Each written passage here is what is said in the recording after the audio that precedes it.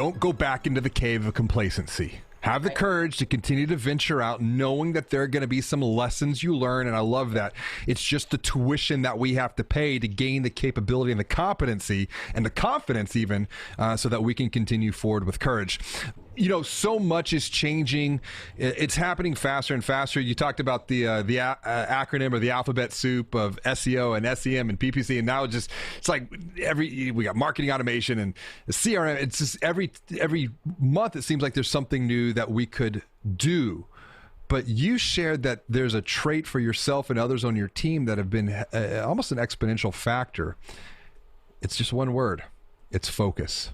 Mm-hmm. Talk to me about, how do you tone down all of the digital noise and all of the digital distraction to help you gain clarity to focus on just a few things, but be the best at those few things? Right. You know, at first, I think you have to create sort of that compelling vision around that one thing, that the why, that engages your team emotionally and gets them behind the effort. So there are a lot of things going on, and there are a lot of things that we could be working on at any given time. We have had to make some hard choices and have had to help our board make some hard choices about how finite resources get spent, right?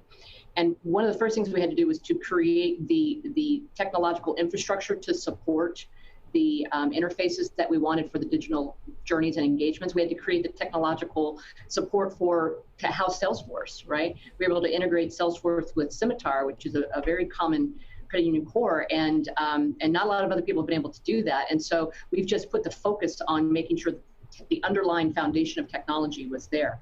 And all of that was done because of the compelling vision that we will flawlessly execute on these experiences for our members in a digital environment.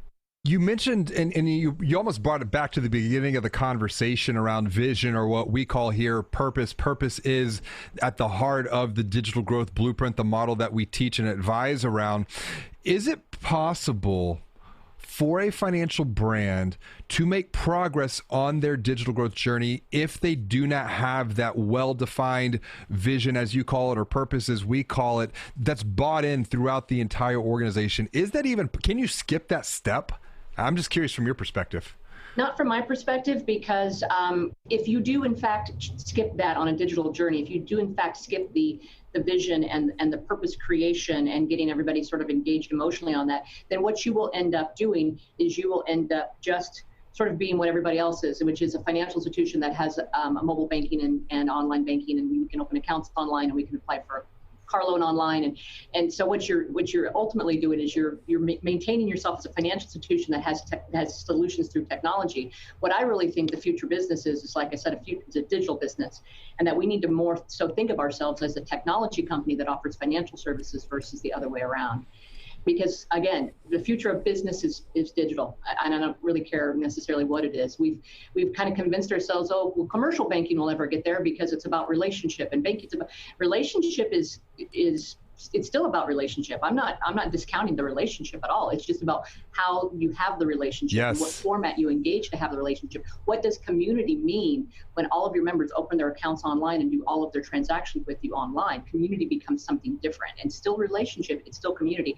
It's just different. It's two sides of the equation of what I write about in the book, and I talk about a lot, and it sounds like you're already thinking through. It's digital experience plus human experience, and technology is nothing more than the tool, the catalyst, the channel, the medium into which we use to bring two people together for good, whether that be on the mortgage side, the consumer side.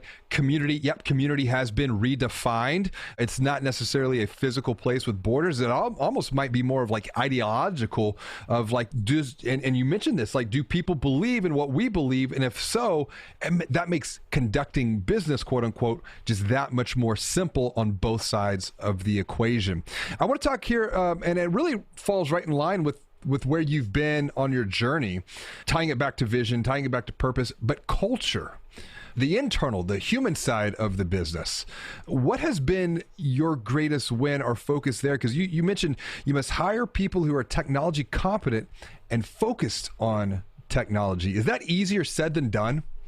I don't think that's hard. I think what's hard to do is really assess their depth of what they're telling you, their depth of belief in what they're telling you when they're interviewing with you.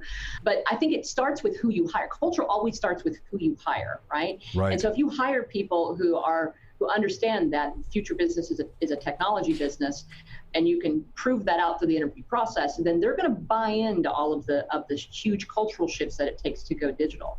I've said for some time, and I don't think it's my quote, and I can't remember whose quote it is, but culture eats strategy for breakfast, right? So you could have this fantastic digital strategy. If you culturally cannot adapt to that digital strategy, if you go in and create a digital strategy for a client and they're not all bought in, and they're going to give up as soon as they see that they're not making money right away, you're going to have a really hard time. So I've seen that time and time again. Sure. And sure. And the longer I lead, the more it becomes visible. It becomes visible to me that this indeed culture eats strategy for breakfast. So the shift, of a credit union becoming a technology company that offers financial services is no doubt a huge cultural shift for this industry.